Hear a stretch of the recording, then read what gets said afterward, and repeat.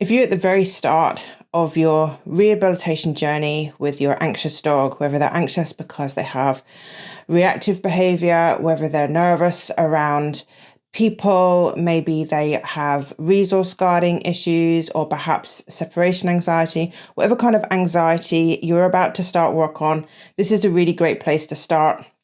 This is also a good place to start if you have tried a rehabilitation program so far, and maybe you're struggling with it, perhaps you're stuck or you feel frustrated.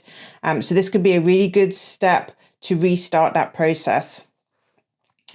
So often, anxious dog owners skip this really important foundational step, and that's why progress can stall later on. So what we're going to do with this reset is we're going to create a stable foundation to build on throughout your journey. So the first step in your reset is to stop triggering your dog. Whatever your dog's trigger is, try to avoid that as much as possible.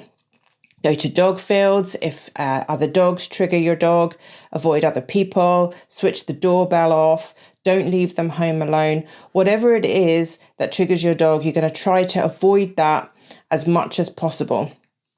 When you stop triggering your dog for a period of time, it gives the brain a chance to take a break and it lets it heal.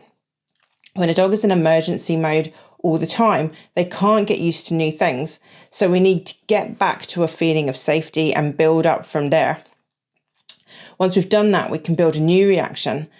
So instead of fight reaction, fight can now become flight. Often dogs skip the flight option because they've learned that that doesn't work. So immediately just goes to fight. This can happen when a dog is on a lead, when they're meeting something that triggers them. The lead prevents flight. They can't get away. They can't escape.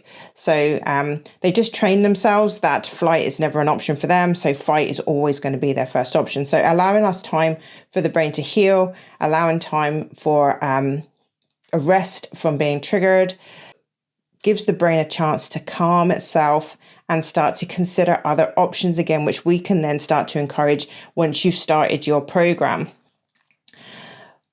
When adrenaline levels are high all the time, because your dog does get triggered often, when I say often, it doesn't have to be like every 5 minutes. It can be daily, hourly. It doesn't have to be constant. But when stress levels rise, adrenaline levels rise regularly, then they often struggle to settle as well. So this gives us a chance for that. And it means then that the problem has stopped growing, because when your adrenaline levels are high, when you're in self-defense mode, when you're in emergency mode, a lot of the time, everything starts to feel scary, even things that aren't supposed to be scary. I kind of liken it to being the difference between walking through your local parks during the day, you're listening to bird song, there's people around, you're walking with confidence and you're happy and you're relaxed and you're enjoying the experience of being in the park. If you did that in 2 a.m. in the morning, those bird songs now become kind of scary noises. You're thinking, what's happening behind me? You're very aware of every noise. People around you stop being a comfort and start being a threat. So that's kind of how it feels like when you're constantly being triggered.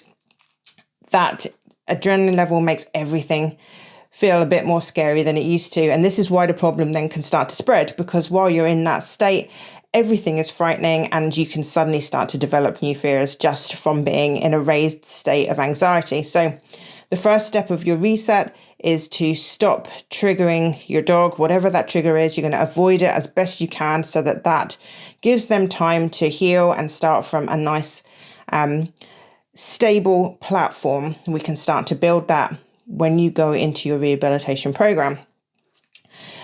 Whilst you're avoiding your trigger, and I suggest you do this for at least a week, but actually longer than that can be really effective. But whilst you're doing all of that, we're going to start to build up a secure attachment with your dog.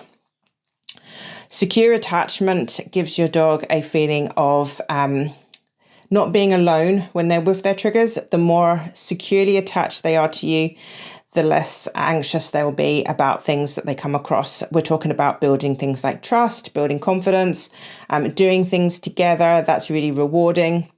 These are really great ways to build up a secure attachment with your dog. When you are surrounded by a really stable family and group of friends, then immediately your resilience is much higher. You can always cope with much more. So we're going to spend the first couple of weeks building that up. And then once you go into your rehabilitation program, your dog will be able to relax and let you take the lead a little bit more than they did before. So that's really, really useful part of this reset step. In this reset step, we want to build in a new reward system. And I love clickers for this. For most dogs, a clicker has been introduced to them maybe in the past, or you've given up on clicker training, or maybe they've never heard of it. So it can feel quite novel to a lot of dogs. But the clicker is something they can't ignore. Unlike a treat or a toy, you can offer your dog a treat, they can refuse to accept that. And that happens an awful lot when you're dealing with dogs that have anxiety issues. When they are feeling anxious, they don't want to eat. It doesn't make any sense to do that. They need to concentrate on the thing which is scaring them. Their brain is entirely focused on trying to make themselves feel safe. So they're not interested in taking food. They're not interested in playing. But a clicker can trigger a feeling of being rewarded, and it is a promise of reward later. So when they hear that click, they know that once the situation has calmed down, then they will get their reward then when they're more ready to accept it. And they'll understand what it's for, because that's what the clicker will teach them. The clicker will tell them what the thing they did, that they did really well. So they know that they did a good job at the time, and then the reward comes at a later date when they're more willing to accept it and really want it. Using a clicker can help during your a period while you're building up secure attachment. So as I said, you're building up training, you're doing fun things together, building up confidence. Use your clicker for that. Start to build it into their life. During this phase, practice all the tricks they know. If there's something you've always been wanting to teach them but never quite succeeded at it, now is the time to start teaching that new trick, but using your clicker as a part of that process as well. Tons of videos that I've made about why clickers are good, how to introduce them, how to use them. There's one in particular about how to use a clicker in reactive dog training. So if that's your issue, then go and have a look at that video as well, so you can get a bit more insight into how this kind of works and how you might introduce it into your dog's life. A really important thing to do during this reset step as well is to start working through their toolkits. So I talk about your toolkit. This is stuff that you figure out in advance, part of the assessment process. And these are things that you can use when and if you need them as a part of your training. So a really good example is to figure out what your dog does to help them cope with things. So we're going to figure out what that coping behavior is, and you will notice that whenever you've seen your dog being triggered by something, whatever it is that frightens them, if they get triggered in the park by another dog, once they've started to come down from that experience, the dog has long passed and they're starting to try and recover from that themselves, you'll notice what their coping behavior is. For a lot of dogs, it could be something like sniffing the floor, it might be peeing, yawning, all these kinds of things. So we want to notice what that is, because when you start to know what that is, you'll start to notice it in lots of different situations, and you can help encourage them to do it. You will start to notice what their alert behavior looks like. This is the behavior that they'll give you as soon as they're aware that something has come into their environment or space. Make a good note of what that behavior looks like, because a lot of anxious training plans fail because the action is taken too late into the process. You want to be focusing on your dog when they look like they've just noticed something is happening. That's the moment of awareness, not when they start to do the behavior you're trying to change. So in a reactive dog situation, this could be that your dog gets really stiff and tall and starts to stare because a dog has come onto the horizon. That's the time to take action. So you need to know what your dog looks like at that exact moment.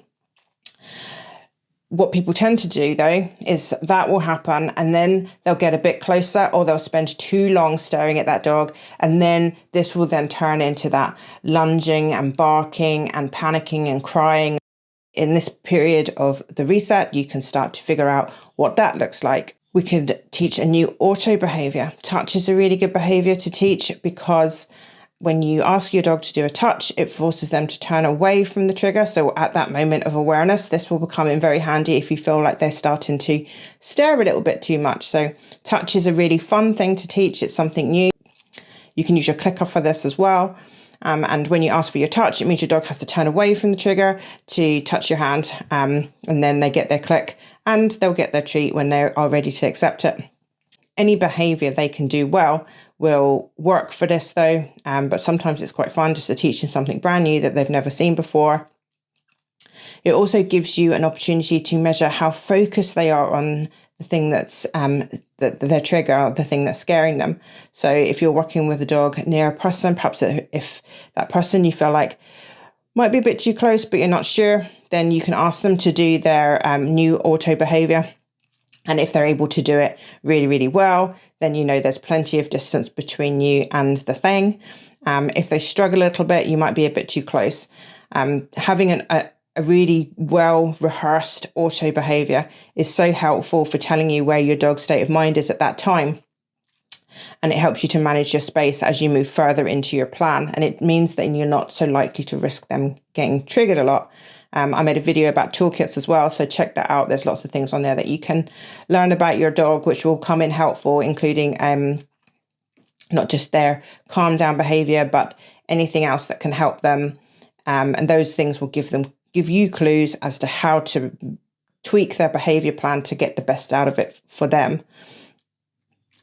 So your reset's going to last for a couple of weeks. Once you get to the end of this, their brain should be feeling a lot more relaxed, a lot calmer. Your baseline of anxiety will have dropped just all by itself. So you'll be ready now to start your plan, whatever plan it is that you're working on. Your dog will be much more open-minded and much more capable of taking that plan on. Your resilience will be higher, your confidence levels will be higher, and you'll get a much better result. If you're trying again, this will help give you a wee break, somewhere to restart from scratch again. Whatever you were doing before, you can just fast track through those steps again. The work you did is not wasted, but it will be much more effective. Now you've given yourself a rest, not just for your dog, but also you'll have had a rest as well. Hopefully that's been helpful. Let me know what you think in the comments. Speak to you soon. Bye-bye.